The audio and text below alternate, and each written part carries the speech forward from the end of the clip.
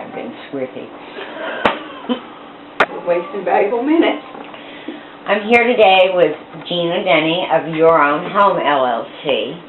And Gina, what is Your Own Home, LLC? Your Own Home is an in-home senior care business that takes care of seniors that need help in their own home primarily, non-medical needs such as transportation, housekeeping, companionship, things like that the family can no longer provide and that they need to be able to stay in their own home. We provide companions and aides from anywhere from 2 hours to 24 hours to come in the home and assist them. And assisting them, what do you mean? What kind of services do you provide? Anything that you could think of that would help someone be able to stay in their house. Grocery shopping, cooking meals, cleanup, dressing, personal care, selecting clothes, showering, assisting with moving around the house. Anything like that, anything that you can imagine that you might need to help your mother with should she be in her home in her 80s. And oftentimes it's probably just companionship, having someone to talk to be with. Absolutely. A lot of times it starts out that way, that they just need somebody there a couple hours, a couple times a week, just to have some socialization and to sometimes take them out, take them to the senior center or take them somewhere just to bring some new life into the house. And that's generally how relationships start to form. We start there where they don't need much care, and eventually as they age, they have a companion that ages with them and starts to provide more care for them. How is it, everybody has, we all have different personalities and different likes and dislikes. How do you go about picking the caregiver for the person? Do you meet with the family? Do you meet with the person? What's the process like? I've heard that you're very careful about making sure that the personalities mesh, shall we say, that the person is comfortable and enjoys the company of their caregiver. Because that's very important, isn't it? That's probably one of the most important things and one of the biggest things that distinguishes us from our competitors. We go in initially and meet with the family and the client, the prospective client, so that we know the family environment. And then we know our pool of caregivers. We're not a huge company. We don't have hundreds and hundreds. We have plenty, and we know them well. So if, for instance, the client is soft-spoken, doesn't like to chatter, maybe she's Polish, maybe she knits, whatever the intricacies of that individual are, we try to draw that out when we do the initial assessment. Then we go back and we look at what our caregiver staff is, and we try to find things in common so that we pick one that relates to the other. And that makes all the difference in the world. You'll see them start to form a relationship, and that will grow and build, and that will definitely better the life of the senior that we're trying to help. Well, from the caregivers that I've interviewed and the families that I've interviewed, I have consistently heard that they essentially become a member of the family. Absolutely. They get called angels, and the caregivers talk about the people that they take care of like it's their mom or their grandmom or a member. They genuinely just love the people that they take care of, and it shows. I can personally attest to that. When I started the business 10 years ago, I started it by doing the caregivers myself, and I had 5 or 6 clients that I took care of on a regular basis. And I have to tell you, I got more out of that experience than probably any other work experience I've ever done in my life. Several of them were gentlemen and several of them were women, and it was like losing a member of my family as I lost each one of them. But the gifts that they gave me in that experience, I'll never forget. And I think that's what my caregivers get and what I want them to get from the experience as well. And that is something that differentiates what you do from other options. What other options are there, and what are the things that you think differentiate you and make you a better choice than the other options, per se? There's other options, such as moving the senior out of their home and moving them into independent living, which is a smaller downsized apartment where they don't get care, but they get a community. Then there's the assisted living community, where you move into a community and you get provided meals and you get activities and stuff like that. And then the more advanced, when you need medical care, is a nursing home. But in all three of those communities, never is there one person assigned to you that takes care of your personal needs. For instance, in an assisted living facility, there are aides all around the facility, but there's not one that's paying particular attention to you. If you ring the buzzer or call the bell or whatever, your caregiver's not going to be right there that knows all of the things about you. It's very different. It's more like visualizing being in a hospital. One aide comes in, next week, and the next shift another aide comes in.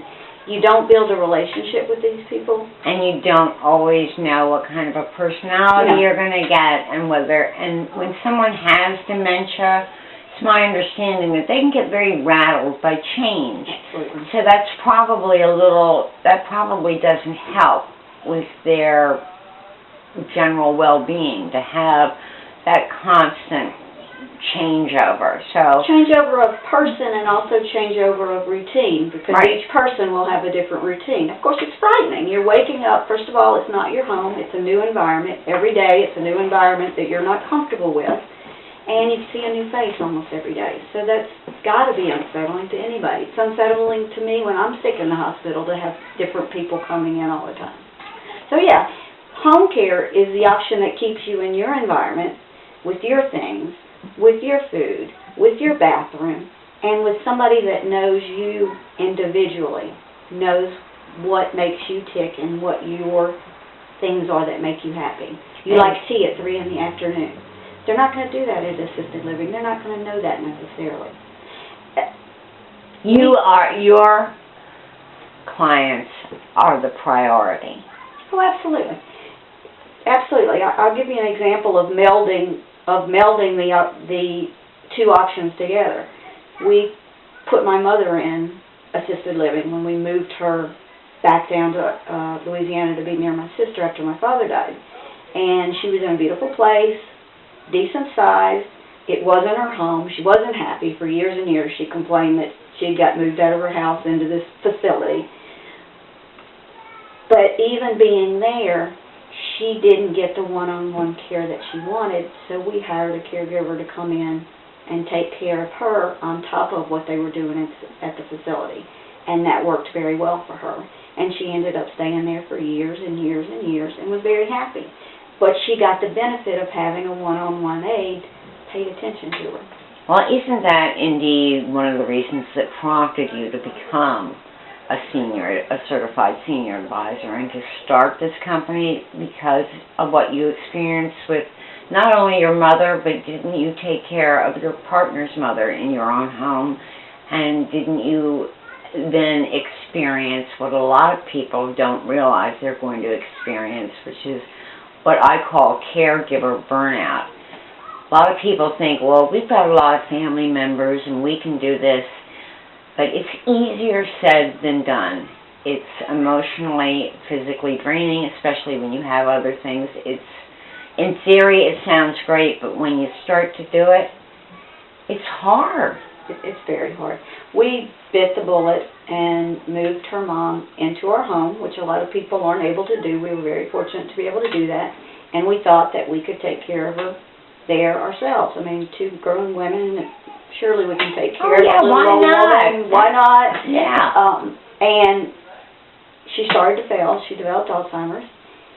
And we found that we needed to be with her more and more every day. So what started happening is the businesses were disturbed. We were exhausted. We felt guilty when we weren't back there. And it just didn't work. She needed more than we had.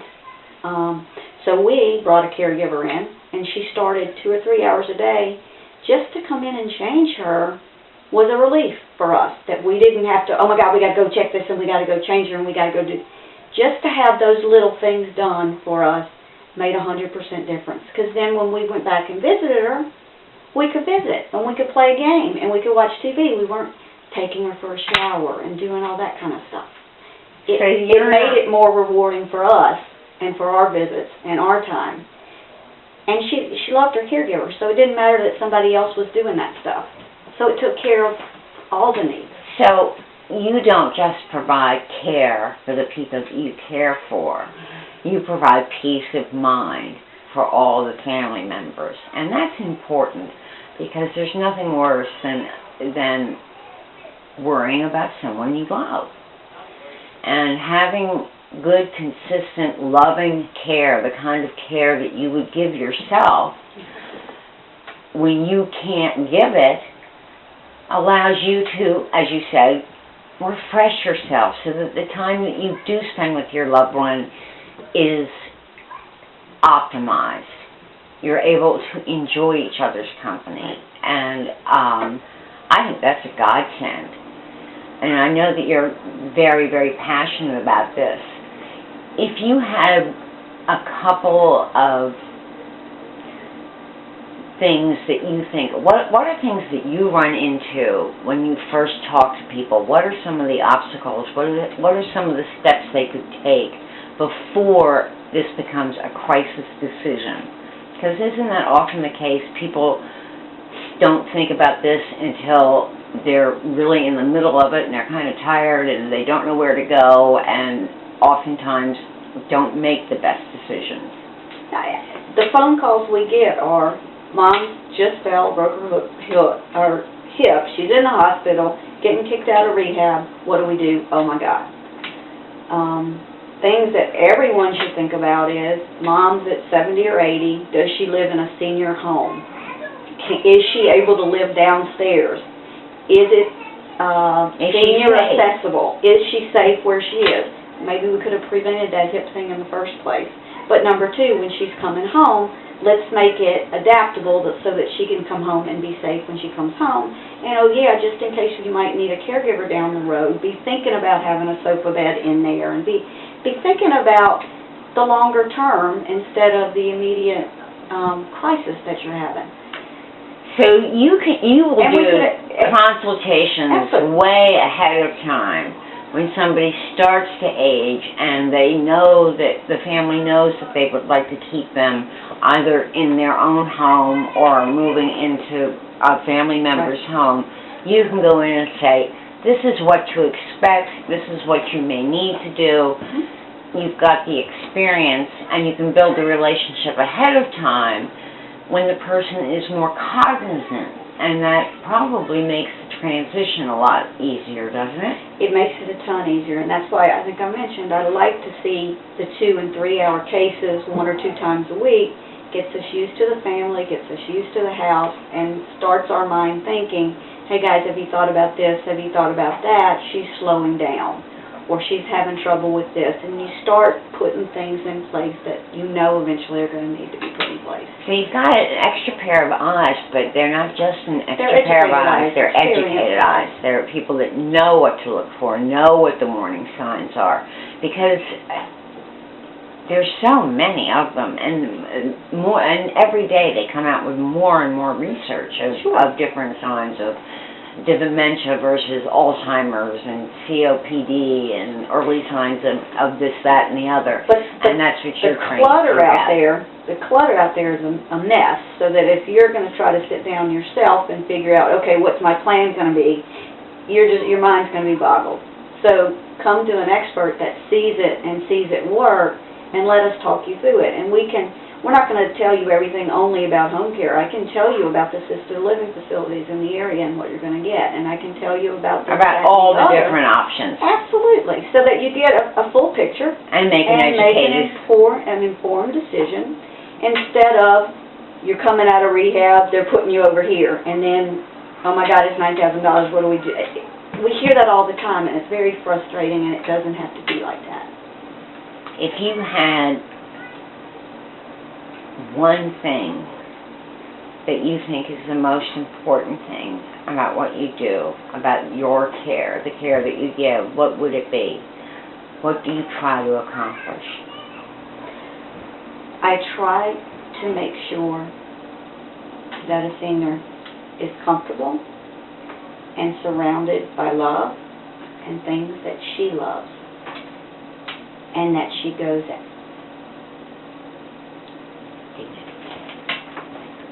And that she's treated with humanity, kindness, and dignity. I think that's really essential. I've often seen when people do have dementia, people start to talk. One of the things that really annoys me is when someone has dementia and people will talk about them like they're not there. And that happened with my father and with my husband's father. We would be in the room and people would start having a conversation talking about them. And they could answer for themselves, and I would say that, you know, they understand what you're saying. Speak to them. Ask them how they feel. They're the ones that know. And I think that your caregivers are fully aware of that and treat people with that kind of respect and help them to maintain the dignity. And also help the family understand how best to communicate with someone who has dementia, because it's dicey, isn't it? A little bit? It is dicey, and my feeling and approach has always been there's a very valuable person inside there.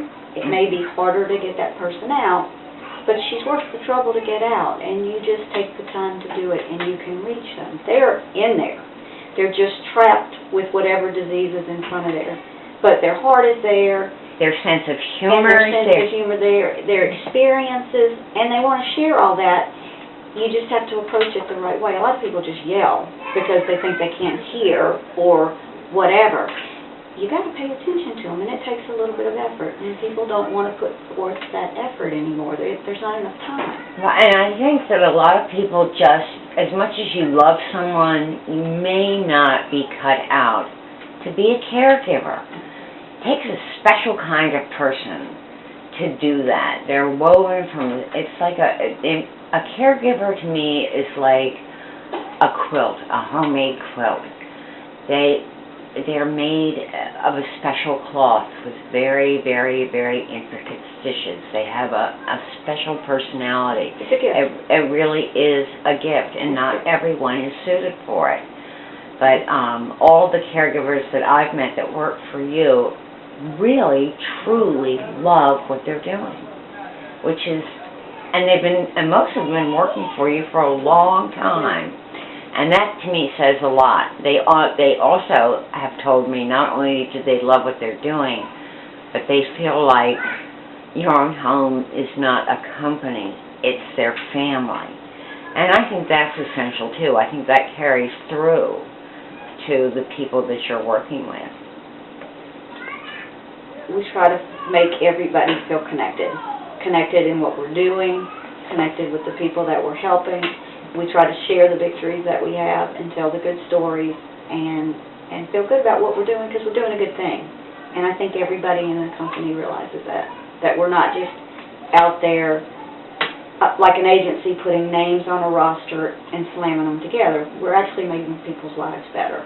And when you get the phone calls that say, my mother just died, but I just want to thank you so much, and they go on and on and on about the care, you hang up the phone and say, darn, we lost this.